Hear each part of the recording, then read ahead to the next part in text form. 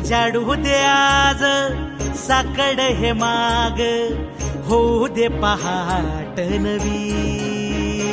आता होऊन जाऊ दे साऱ्या जगाला पाहू दे, पडू दे पाऊल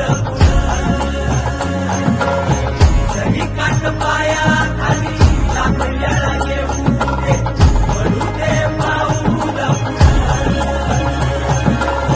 मोठी लढाई र लढू मातीसाठी र गड्या, मनगटाचं जोर लावून. दाटला जरी अंधार एकजूट होऊ आज, दिवा देऊ तेज धावून.